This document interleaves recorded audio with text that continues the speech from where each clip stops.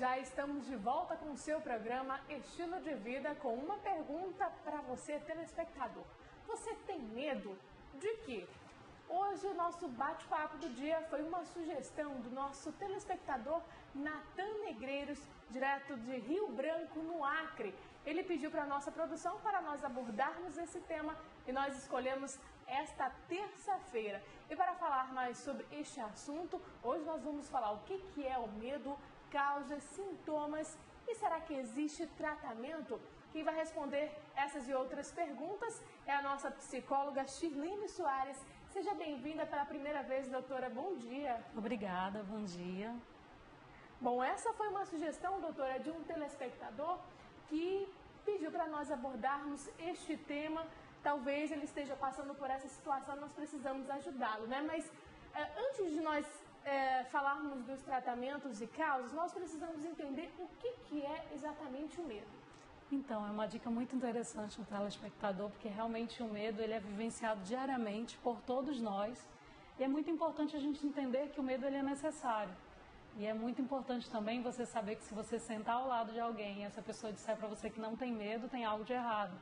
Então, o medo nada mais é do que a necessidade do nosso inconsciente de nos proteger.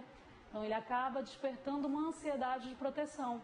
Então, ele, se for de forma moderada, de forma tranquila, ele é super bem-vindo, até porque ele nos possibilita o sucesso. Então, o medo nada mais é do que um desejo do inconsciente de nos proteger. Agora, a gente precisa entender também a diferença entre os tipos de medo. Por exemplo, a gente já falou que existe aquele medo preservador, que é como se fosse a nossa proteção realmente. Sim. A gente não tem medo, a gente tem medo de um cachorro, por quê? Porque a gente vivenciou toda essa cena, a gente foi mordido, isso aconteceu lá na infância, não é verdade? Então a gente fica com receio de chegar mais próximo de um cachorro realmente, isso é natural. E às vezes a gente também nem lembra que o cachorro mordeu, às vezes é algo que alguém falou e o nosso inconsciente captou. Então essa mensagem, ela tá de alguma maneira, ou a gente viveu realmente o trauma, né, da mordida do cachorro, ou do carro, de um acidente de carro e a gente não consegue mais pensar em dirigir, ou nada mais do que alguém que falou quando a gente era criança ainda, ou alguém que falou e a gente não lembra exatamente do dia, mas a mensagem está no inconsciente de que aquilo pode ser perigoso. E aí a gente é despertado por um medo que, se for controlado, tudo bem, mas se passar do ponto, é a hora de pensar em buscar ajuda profissional. O problema é como saber que nós estamos passando do ponto. Eu vou pedir para a nossa produção colocar a nossa tela interativa número 2, que fala sobre outro tipo de medo. A gente já falou daquele protetor, mas existe o neurótico, que é justamente o sair do ponto, né? Sim, isso. E o neurótico nada mais é do que as fobias, e aí já é uma ansiedade generalizada, o nível de tensão é muito maior. Então já é um medo que vai te paralisar, é um medo que não vai te permitir fazer determinadas coisas. Então tem pessoas que abandonam um emprego porque tem que fazer uma viagem, tem que pegar um avião. Pessoas que abandonam o emprego porque esse emprego exige ter que ir em frente do público e falar várias vezes. Então tem gente que tem fobia de falar em público. Então são vários os medos que podem atrapalhar. E se a pessoa tem medo de falar em público, mas ela consegue segurar, controlar e consegue desenvolver, ok.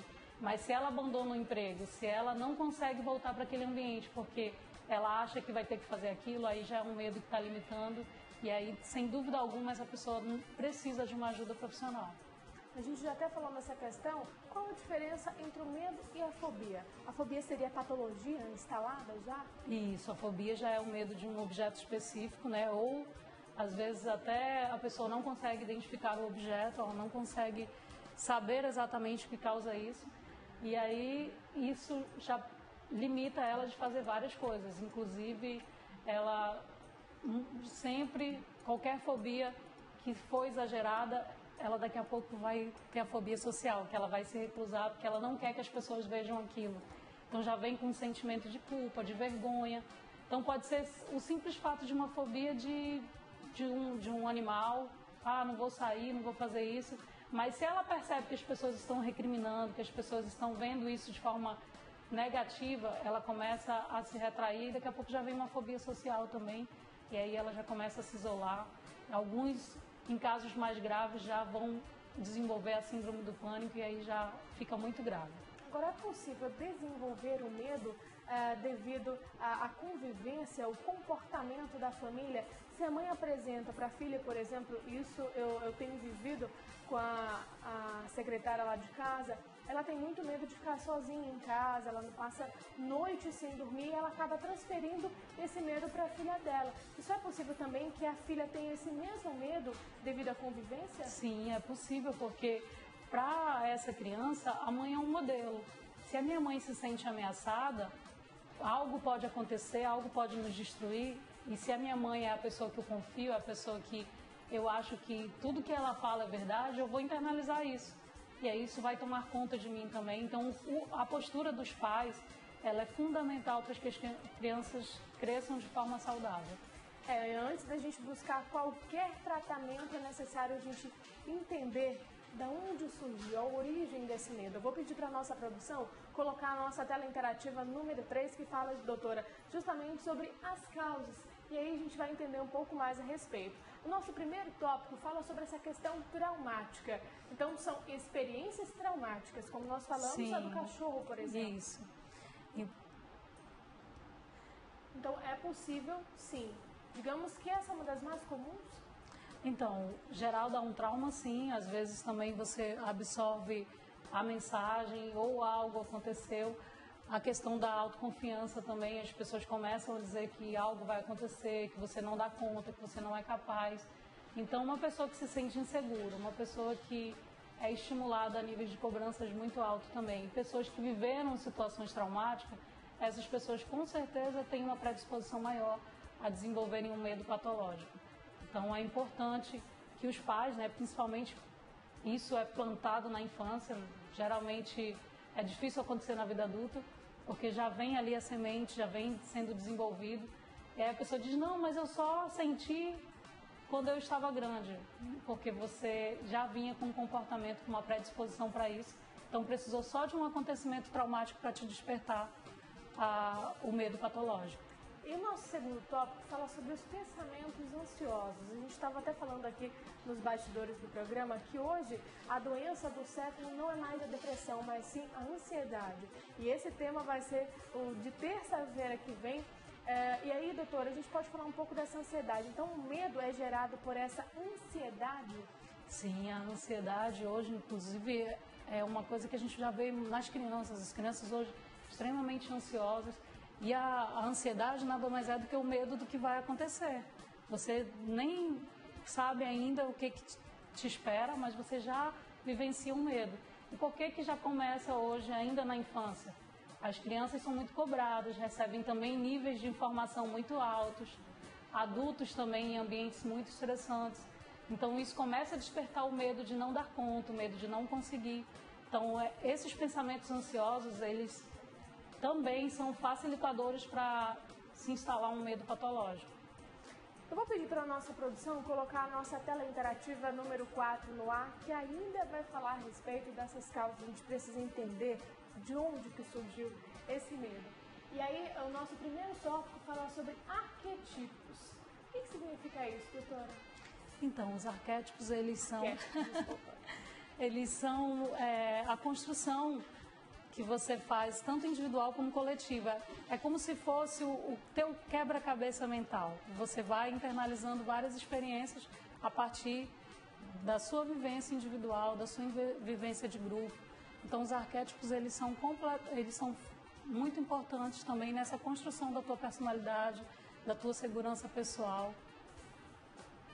O nosso segundo tópico fala sobre crenças e superstições. Na verdade, isso vai passando de geração para geração, né? É aquilo que nós falamos dessa convivência com a família. Quando a mãe diz assim, não abre a geladeira com corpo quente que você vai ter um choque anafilático, por exemplo.